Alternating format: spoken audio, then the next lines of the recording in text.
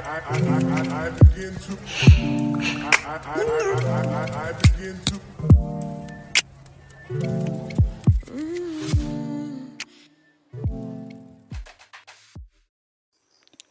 Yang pertama, pengertian intelektual. Kata intelek berasal dari bahasa Latin, yaitu intelliger yang artinya memahami. Intelliger berasal dari dua kata, yaitu inter yang berarti di antara, dan leger yang berarti mengumpulkan, memilih, menyerap, dan membaca.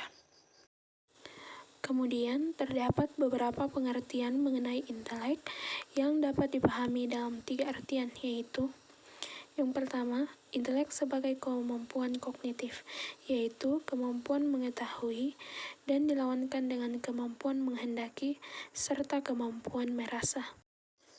Kemudian yang kedua yaitu intelek adalah fungsi rasio yang menjadikan ide, konsep, abstraksi menjadi kemungkinan yang realistis.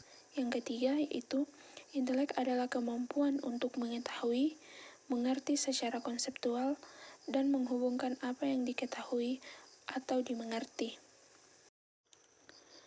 Intelektual atau intelek adalah istilah umum yang digunakan untuk menjelaskan sifat pikiran manusia yang mencakup sejumlah kemampuan seperti kemampuan menalar, kemampuan merencanakan, kemampuan memecahkan masalah, kemampuan berpikir abstrak, kemampuan memahami gagasan, kemampuan menggunakan bahasa, kemampuan daya tangkap, dan kemampuan belajar.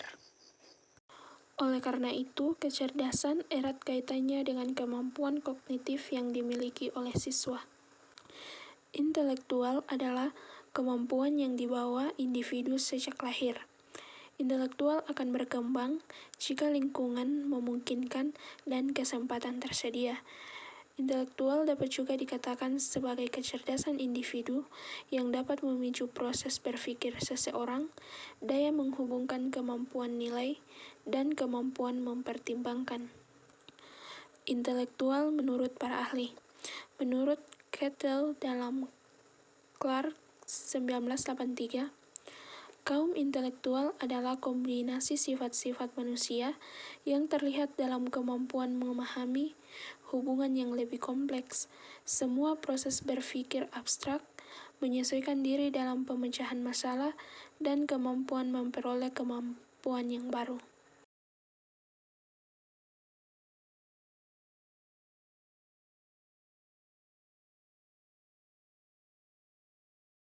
Menurut William Stern dalam Sunarto 1994 mengemukakan intelektual merupakan kesanggupan untuk menyesuaikan diri kepada kebutuhan-kebutuhan baru dengan menggunakan alat berpikir sesuai dengan tujuannya.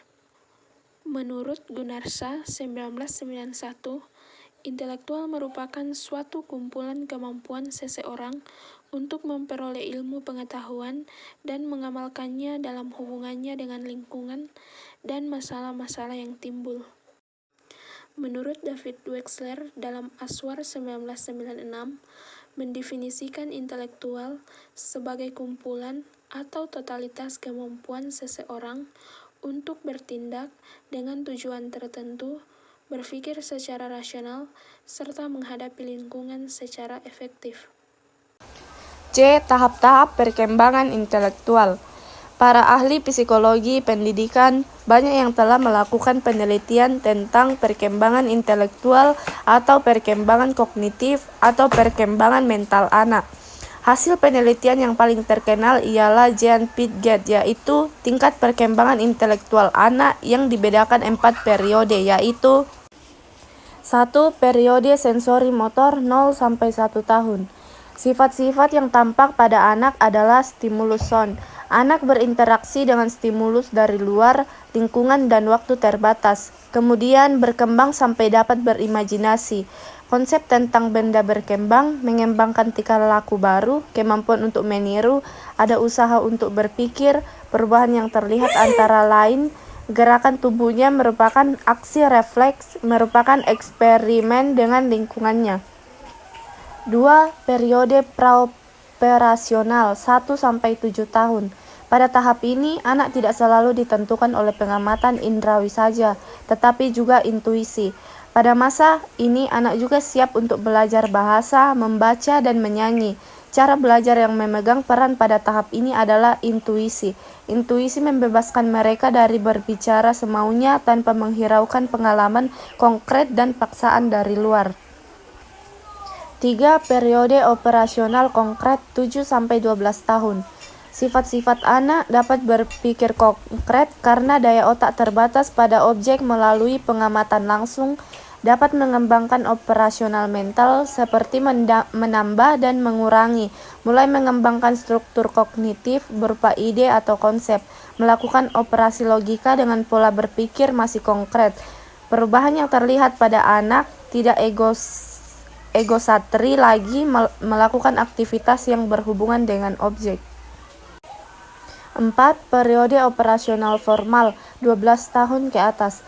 Pada tahap ini, interaksi dengan lingkungan sudah amat luas, menjangkau teman sebayanya dan bahkan berusaha untuk dapat berinteraksi dengan orang dewasa, di mana pada tahap ini ada semacam tarik-menarik antara ingin bebas dan dilindungi.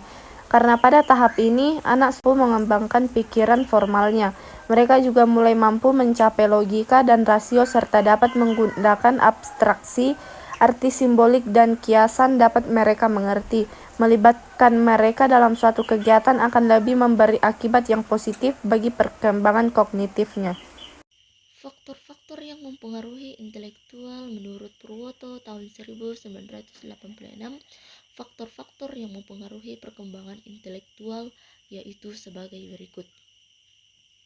Yang pertama, pembawaan atau genetik. Pembawaan intelektual oleh sifat dan ciri yang dibawa sejak lahir.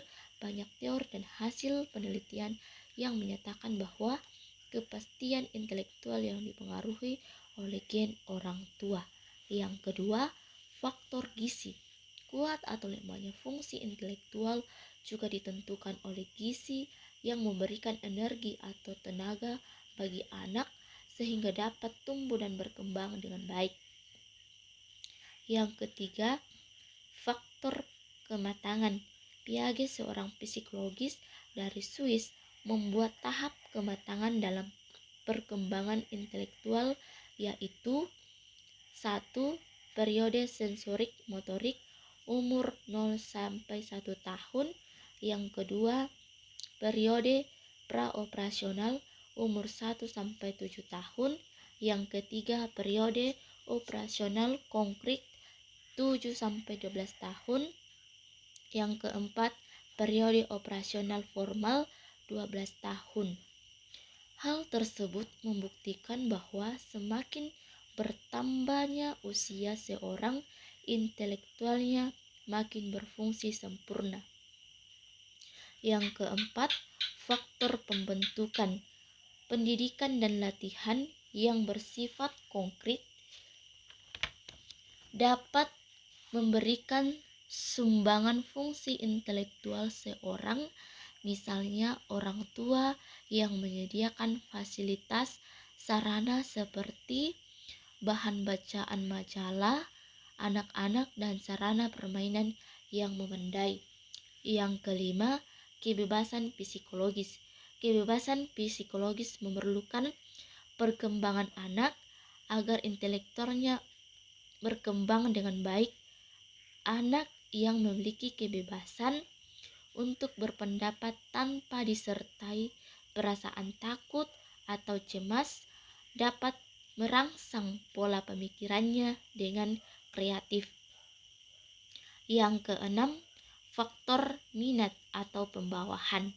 Minat mengarahkan pembentukan pada suatu tujuan dan merupakan dorongan bagi perbuatan itu. Faktor-faktor yang mempengaruhi intelektual. Menurut Purwanto 1986, faktor-faktor yang mempengaruhi perkembangan intelektual yaitu sebagai berikut. Yang pertama, faktor pembawaan atau biasa disebut dengan genetik. Pembawaan ditentukan oleh sifat dan ciri yang dibawa sejak lahir. Banyak teori Dan hasil penelitian menyatakan bahwa kapasitas intelektual dipengaruhi oleh gen orang tua, namun yang cenderung mempengaruhi tinggi atau rendahnya tingkat kecerdasan anak tergantung faktor gen mana, atau ayah, ibu, dominan mempengaruhi pada saat terjadinya konsepsi individu. Yang kedua, faktor gizi. Kuat atau lemahnya fungsi intelektual juga ditentukan oleh gizi yang memberikan energi atau tenaga bagi anak sehingga dapat tumbuh dan berkembang dengan baik.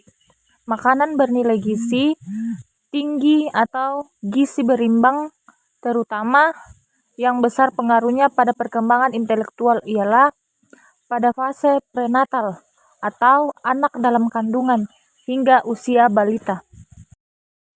Yang ketiga, faktor kematangan. Piaget atau seseorang psikologi membuat 4 tahapan kematangan dalam perkembangan intelektual, yaitu yang pertama, periode sensorik motorik, umur 0-1 tahun. Yang kedua, periode praoperasional, umur 1-7 tahun. Yang ketiga, periode operasional konkret, umur 7-12 tahun. Yang terakhir, periode operasional formal, umur 12 tahun.